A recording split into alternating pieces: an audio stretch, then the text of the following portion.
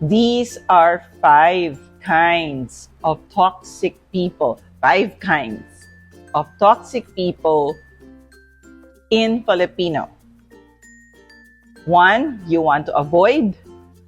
Or 2, if you hear people mention these words, it might be you. So, stay until the end of this video to know about the 5 toxic people in Filipino. Hi, I'm Christine. Welcome to my channel, Learn to Speak Filipino. Are you ready? Handa ka na ba? Are you ready to meet the 5 toxic people? Number 1. First, mayabang. Mayabang means conceited, arrogant, or boastful. Yabang, the root word in Filipino, yabang, means conceit. Number 2, second kind of toxic people, pintasera. It came from the word pintas, which means fault. Okay? So, pintasera is someone, well, if we say pintasera ending in A, and we get the Spanish way of showing the gender, pintasera is pambabae or for female. Okay? Pintasero is for male. Okay? So, pintasera or pintasero means a fault finder, a person who constantly looks for something to find fault in. Okay? So, pintas in Filipino means fault. So, a person who keeps on finding anyone else's or somebody else's fault is making pintas. Okay? So, pintasera and or pintasero. The third one is inggitera. So, inggit is the root word. Okay, inggit is envy.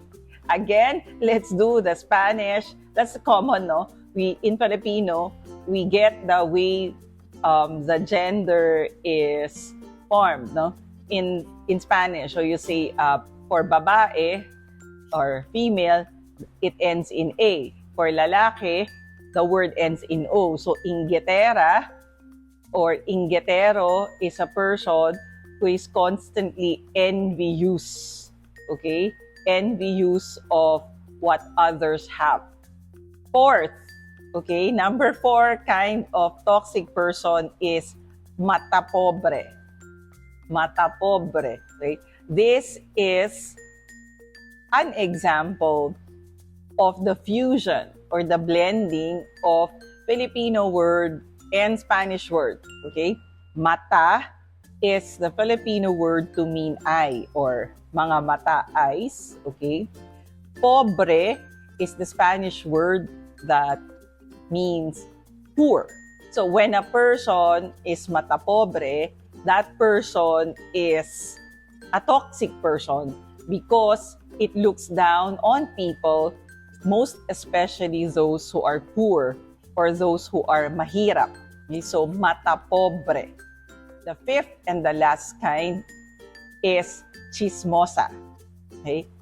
Chismosa, again, if we adapt the Spanish way of expressing the gender, if the word ends in A, that's for female.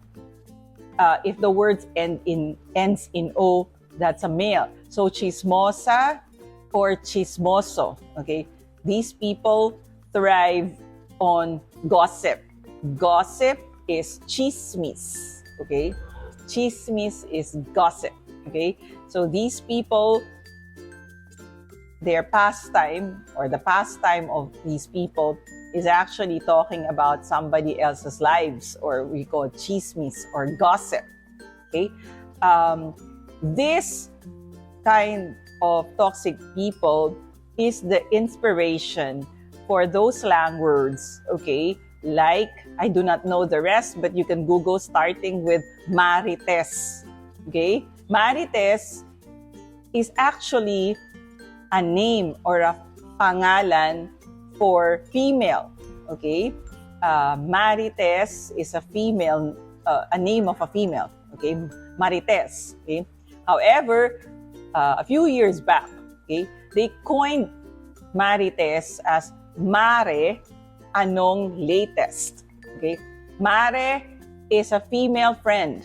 Okay? Like pare, that's a male friend. Okay? For Marites, okay, Mare, anong latest. Okay? Mare, what's up or what's the latest?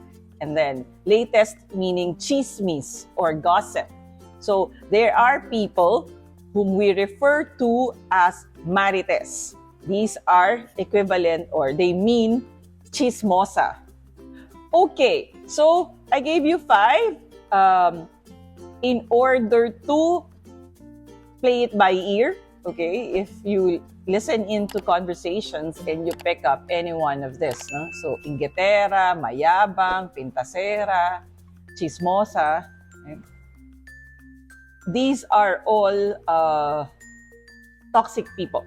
Okay, so if they are toxic people, the words for toxic people in English, okay, these are our toxic people in Filipino.